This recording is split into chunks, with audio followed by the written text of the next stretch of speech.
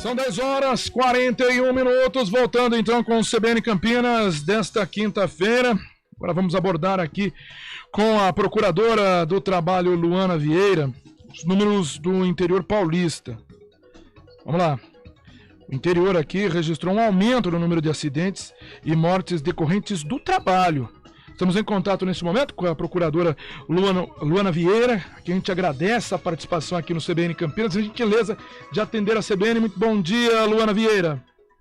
Bom dia audiência, bom dia ao pessoal que assiste e ouve a CBN pelo rádio. A gente acompanha isso, né, Procuradora Luana Vieira, que nas principais cidades do interior foi possível observar um crescimento no número de emissões de comunicações de acidente de trabalho entre os anos de 2020 e 2021. Em Campinas, vamos pegar especificamente aqui a cidade de Campinas, crescimento observado de 17%, são 4.539 acidentes registrados em 2021, e o número de óbitos também decorrentes do trabalho aumentaram aí os óbitos, né? 42,8% em relação a 2020, com 20 acidentes fatais. O que a gente pode tirar, Procuradora, desses números? São números altos. A gente está comparando um momento de fechamento praticamente que total, né, em 2020. 2021 também foi um ano complicado, mas sem aquela restrição tão grande quanto foi 2020. Os números estão refletindo também isso, mas de qualquer maneira é para a gente lamentar, né? Perfeito. Esses números, né, o aumento registrado entre 2020 e 2021, por óbvio, eles refletem o impacto da pandemia de Covid-19 nas relações de trabalho, né?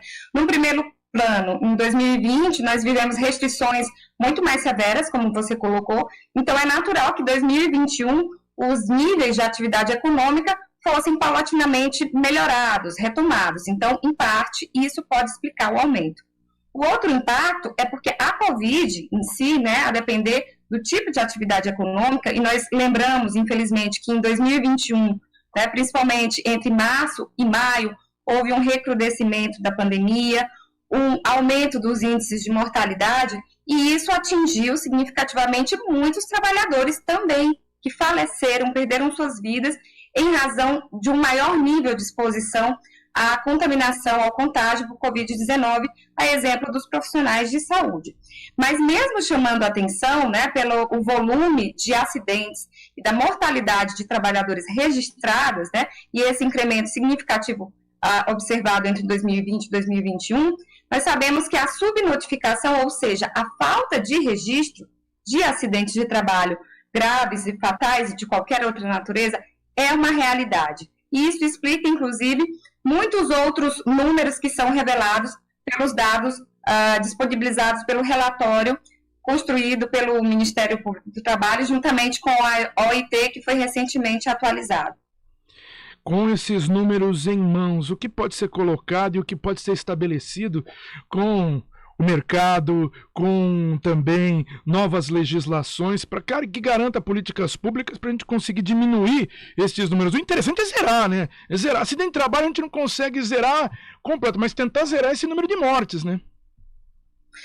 Isso. E aí é importante citar, né? Você citou num ponto muito importante, políticas públicas, né? Primeiro, em primeiro plano, obviamente, a responsabilidade pela implementação das medidas que preservem a saúde e segurança dos trabalhadores é dos empregadores, conforme dispõe a Constituição Federal, o artigo 157 da CLT, e as normas regulamentadoras, além de normas sanitárias que sejam aplicadas aos meio ambiente do trabalho, né, aos ambientes do trabalho, melhor dizendo, e no estado de São Paulo, registrando também que nós contamos com um Código Sanitário Estadual que prevê especificamente a necessidade de observância dessas normas de saúde e segurança do trabalho nos processos produtivos, né, e isso, inclusive, dá às autoridades sanitárias, né, que compõem as vigilâncias sanitárias dos municípios, os CERESTs, que são os Centros de Referência em Saúde do Trabalhador regionais e estadual, força, poder de polícia e autoridade sanitária, inclusive,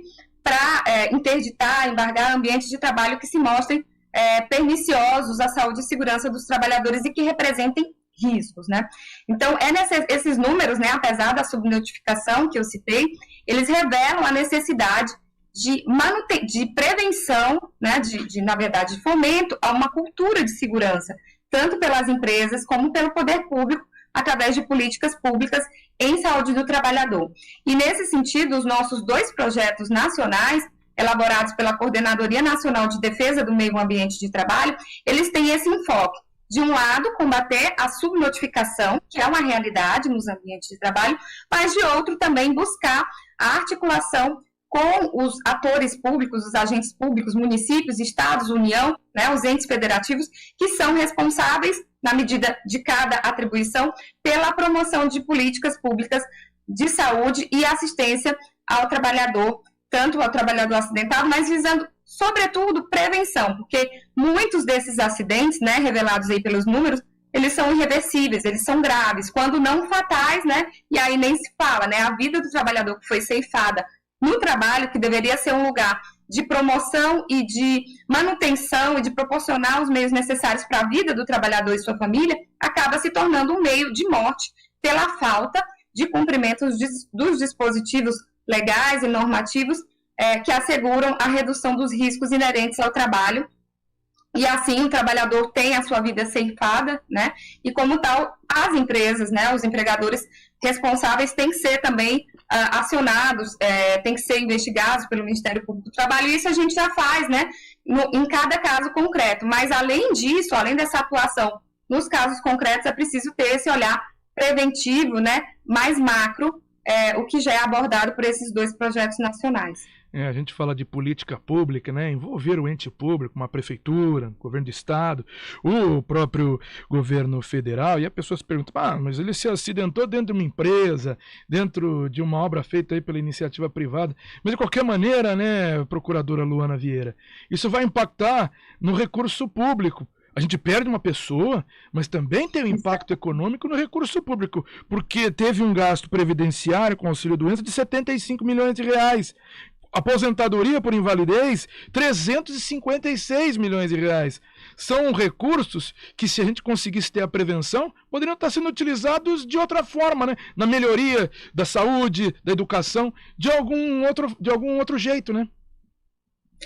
Isso, né? Tem o benefício também pago à família do trabalhador vitimado fatalmente, né, que é a pensão por morte, até que os dependentes legais tenham a idade, né, que eles possam se manter, né, além dessa repercussão que você colocou, que é uma repercussão coletiva, ou seja, são os próprios cofres públicos que arcam com toda essa despesa, né, mas além disso, do ponto de vista da própria gestão empresarial, as empresas têm que ter a consciência que esse tipo de violação pode gerar um passivo de forma descontrolada, né? Porque existe a necessidade, nesses casos, além da cobertura previdenciária, da responsabilização trabalhista do empregador, né, que descumpriu essas normas e cujo descumprimento acabou ocasionando o acidente. Então, do ponto de vista social, mais macro, né, de política pública, tem esse impacto citado por você, mas para as empresas, para a atividade econômica também. E o impacto é de tanta monta que pode até mesmo inviabilizar a atividade econômica, por exemplo, caso a empresa venha a ser condenada, né, pela indenização aos familiares de um trabalhador falecido no trabalho, ou por descumprimento de normas de saúde e segurança do trabalho, também pelo Ministério Público do Trabalho. A gente cita esses números atuais, mas a gente consegue fazer uma comparação, procuradora Luana Vieira, quando a gente pega lá os anos 2000, lembro quando eu comecei no jornalismo aqui na CBN Campinas, e aquele período, de 2005 a 2010, era praticamente 1, 2 vezes por mês, uma matéria, infelizmente, de um acidente de trabalho, que um operário, um trabalhador, morria exatamente no ambiente do emprego. A gente ia lá cobrir. Teve uma melhora de lá para cá? Apesar desses números que nós temos agora, a gente consegue visualizar isso? Olha, eu reputo essa diferença observada por você, né, e essa sensação de falsa melhora, não necessariamente pela melhoria dos níveis de saúde e segurança do trabalho nas relações de trabalho. Mas a gente tem que lembrar de um fator muito importante, que foi até citado pelo professor de medicina, né, anteriormente, quando abordou a questão do aumento do trabalho escravo, né? O nível de precarização das relações trabalhistas, que foi aumentado pela reforma trabalhista, com vigência a partir de 2017.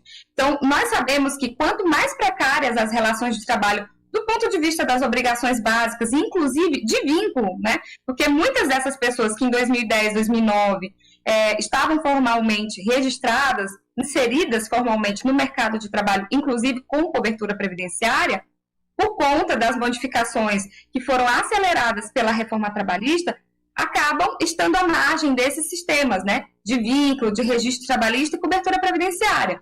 Então, os números, né, a queda do número de acidentes de trabalho, além de serem momentos econômicos diferentes, em que naquele momento se registrou, de fato, um maior nível de empregabilidade formal, né, enquanto no momento a gente está vendo esses níveis decrescerem, infelizmente, ele traz como consequência o aumento da subnotificação, né? Porque esse trabalhador que está por conta própria, né, o trabalhador chamado uberizado, que está, por exemplo, em aplicativos, que se ativa por meio de aplicativos de entrega, os que se ativam na construção civil, também é muito importante ressaltar esse segmento econômico. Muitas vezes a gente sabe que são relações de trabalho muito informais, eles não entram para as estatísticas. Então, na verdade, infelizmente, né, essa melhora do número, ela é explicada, em boa parte, por conta da diminuição dos níveis de empregabilidade formal e da ausência de registros desses agravos à saúde